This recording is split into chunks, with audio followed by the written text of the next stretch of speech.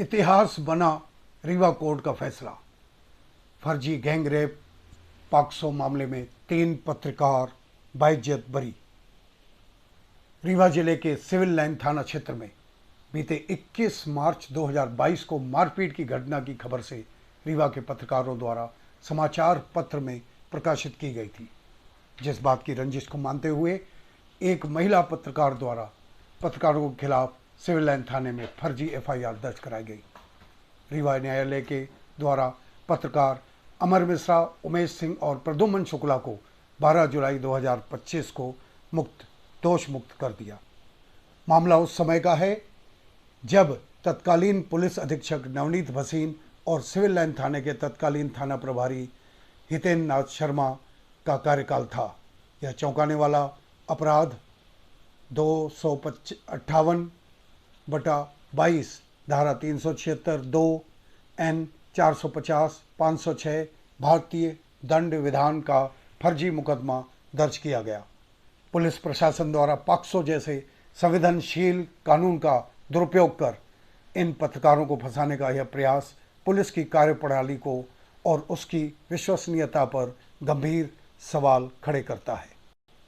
अंततः पत्रकारों की जीत हुई और 12 जुलाई 2025 को तीनों पत्रकार दोष मुक्त हो गए।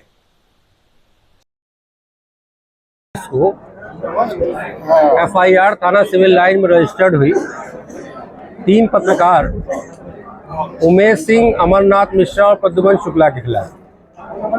इनके खिलाफ धाराएं थी धारा 376 2 N, धारा 450, 506 आईपीसी और पॉक्सो की 2 धाराएं इनके ऊपर 6 और 5 इनके ऊपर लगाई गई।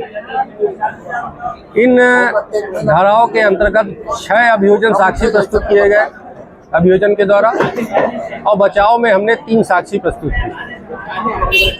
इसमें मामला में माननीय न्यायालय के द्वारा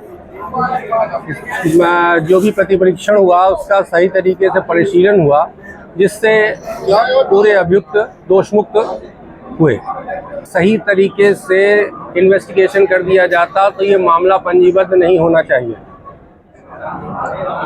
और लेकिन मामला पंजीबद्ध हुआ। पत्रकार, चूंकि इसमें सबसे बड़ी बात एक रंजिश की थी कि एक जो इसमें पत्रकार मुलजिम बनाए गए थे उनके परिवार के ऊपर जब मारपीट की गई और उसका एफआईआर दर्ज कराया गया।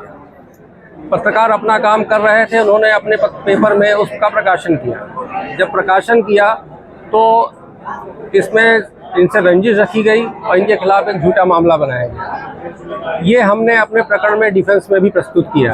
क्योंकि मैटर पॉक्सो का है, इसलिए हम हर चीज़ यहाँ पे आपको बता नहीं सकते। अभियुक्ति के बारे में भी हम कुछ आपको बता नहीं सकते और ना ही इंग्रीडियंट्स केस के ज़्यादा बता सकते हैं, क्योंकि हमें उसकी पहचान छुपानी है। ये सुप्रीम कोर्ट का फैसला है। लेकिन अगर देखा जाए तो अगर पुलिस इन्वेस्टिगेशन सही तरीके से करती तो मामला नहीं बनता। ये माननीय न्यायालय ने इस बात को समझा और खासकर इसलिए भी जरूरी है कि पत्रकार जो होता है वो लोकतंत्र का चौथा स्तंभ होता है। 2 धारी तलवार है, ये कहने की बात नहीं है। इस मुकदमे से सच जैसी बिल्कुल प्रतीक हुई है। हमारे 3 पत्रकार साथी थे जिनके खिलाफ और किसी ने नहीं, कुछ पत्रकारों ने ही, जो सुपारी पत्रकारिता करते हैं, उनने एक षड्यंत्र किया और पुलिस का उसमें सहयोग बराबर रहा। पुलिस ने बिना जांच पड़ताल किए मुकदमा उन धाराओं में दर्ज किया जो इतने गंदी धाराएं हैं कि कुछ दिन तक तो चेहरा दिखाने लायक हमारे पत्रकार नहीं रहे। हमारे एक पत्रकार साथी जेल में भी रहे हैं इस झूठे मुकदमे में। मैं अदालत के फैसले का सम्मान करता हूं और अदालत पर पूरा हमें भरोसा था। चतुर्वेदी वकील साहब ने बहुत अच्छी पैरवी की। हमारे सभी पत्रकार साथी तीनों दोषमुक्त हुए, बधाई के पात्र हैं। लेकिन इनने जो यातनाएं झेली हैं, 2-3 साल इस पीड़ा को झेला है, ये वही जानते हैं। इनका पूरा परिवार बिखर गया। यहाँ तक कि मेरे एक पत्रकार साथी का बेटा भी एक्सपायर हो गया उसी दौरान में। बेचारे उस पीड़ा से भी नहीं उबर पाए थे और नई तरह की मुसीबत आ गई। बहुत जल्दी हम भोपाल जाएंगे। मुख्यमंत्री सहित और जहां भी देना है हर जगह आवेदन देंगे और कोर्ट में भी लगाएंगे कि जो इस षड्यंत्र में शामिल रहे हैं, जो फरियादियां रही हैं, हम मानते हैं कि उनको मोहरा बनाया गया था और चूंकि मामला पूरी तरह बेबुनियाद और झूठा था और उनको मोहरा बनाकर जिन लोगों ने इस तरह का षड्यंत्र घृणित किया है और किसी की ज़िंदगी बर्बाद करने की कोशिश की है, पूरी कोशिश की है और बर्बाद कर भी दिए थे, उनके खिलाफ कठोर से कठोर कार्रवाई होनी चाहिए। यहाँ हजारों ऐसे मुकदमे हैं जो पत्रकारों के खिलाफ झूठे चल रहे हैं। जब फैसला अदालत का आता है तब वो दोषमुक्त होते हैं, लेकिन 10-15 साल तक तो वो सफ़र करते ही हैं। यहाँ भी पुलिस ने वही किया। पुलिस ने आनन फानन में झूठे गवाहों, कूटरचित मुकदमे को दर्ज करके इन्हें आरोपी बना दिया, गिरफ्तारी भी करके जेल में ठूस दिया।